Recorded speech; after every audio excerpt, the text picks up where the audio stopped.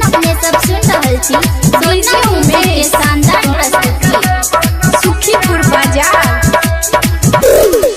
ओठवा के ओठ लाली की नहीं बो, ओठवा के ओठ लाली की नहीं बो, लाली की नहीं बो, लाली लाली लाली।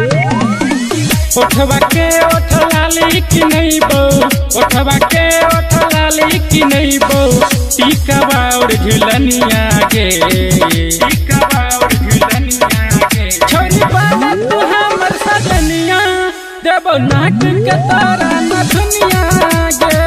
छोरी बाला तू हमर सजनिया, तोरा सोना के देबो न दुनिया गे, सोना के देबो न दुनिया गे।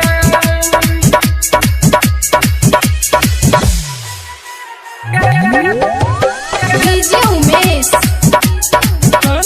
सुखीपुर बाजार।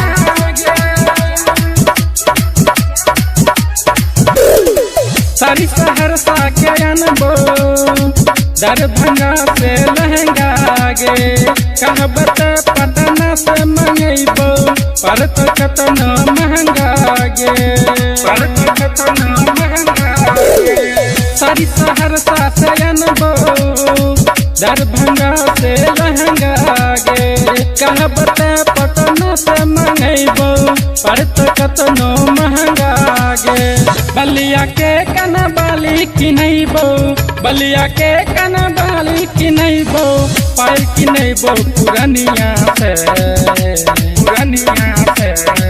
छोरी बाला तू हमर सजनिया, देबो नाक के तारा न दुनिया गे। छोरी बाला तू हमर सजनिया, तोरा सोना के देबो न दुनिया गे।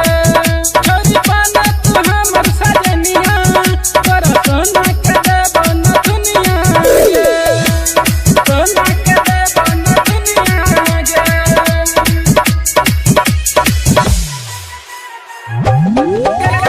डीजे उमेश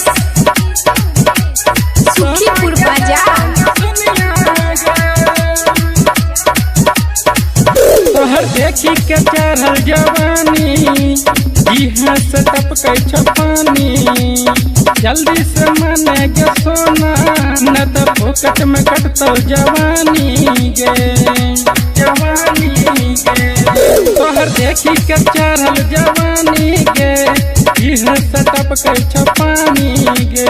जल्दी से माने गे सोना, न तो फोकट में कटतौ जवानी गे। कहो सूरज ऐसन मिलता न छौरा, कहो सूरज ऐसन मिलता न छौरा। खोजबे सारा दुनिया में, दुनिया में। छोरी बाला तू हमर सजनिया, देबो नाक के तारा न दुनिया गे।